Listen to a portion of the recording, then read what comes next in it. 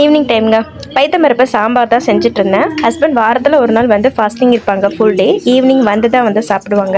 So அவங்களுக்காக fasting இருக்கும்போது பைத்தம்பருப்பு சாம்பார் நல்லாயிருக்கும் அப்படின்னு சொல்லிட்டு அதுதான் செஞ்சுட்டு இருந்தேன் இட்லிக்காக. நானும் ஒரு நாள் வந்து வாரத்தில் இருக்கலாம் அப்படின்னு நினைப்பேன். பட் வந்து நினைக்க மட்டும் தான் செய்வேன். ஆனால் என்னால் ஃபாஸ்டிங் இருக்க முடியாது.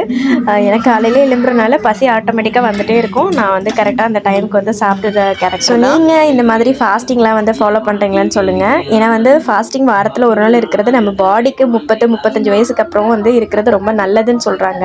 ஸோ ஃபாலோ பண்ணிட்டு இருந்தீங்கன்னா நீங்கள் வந்து கமெண்ட்டில் எனக்கு ஷேர் பண்ணுங்கள். நெக்ஸ்ட் ஒரு பேக்கிங் ஆர்டர் இருந்தது, அதையும் கம்ப்ளீட் பண்ணிகிட்டே இருக்கும்போது சிஸ்டர் வந்து கால் பண்ணியிருந்தாங்க. ஸோ கொஞ்சம் பிஸியாக இருக்கேன், சாரியில் வந்து முடி போட்டு கொடுமான்னு சொல்லிட்டு ஒரு காட்டன் சாரி தான் இது. ஸோ அந்த வேலையை வந்து பண்ணியிருந்தேன். இந்த சாரிக்கு வந்து முடி போட்டு கொடுக்குறது, சாரி ப்ரீ ப்ளீட்டிங் எல்லாமே ஒரு 2 இயர்ஸ் பிஃபோர் வந்து ஜஸ்ட் 100 ருபீஸ் தான் ஆன்லைனில் கற்று. பட் ஒரு 2 ஹவர்ஸ்லேயே ஈஸியாக வந்து 100 ருபீஸை வந்து ஏர்ன் பண்ணிட்டேங்க. சிஸ்டர் கிட்ட வந்து ப்ரைஸ் வந்து விசாரிச்சுட்டு இருக்கும்போது தான் சாரி வந்து ஃபால்ஸ் வச்சு முடி போட்டு கொடுக்குறதுக்கு 200 ருபீஸ் வந்து வாங்குவாங்க அப்படின்னு சொல்லி கேள்விப்பட்டிருந்தேன். ஸோ உங்கள் ஏரியாவில் என்ன பேசணும் மறக்காமல் கமெண்ட்டில் ஷேர் பண்ணுங்கள்.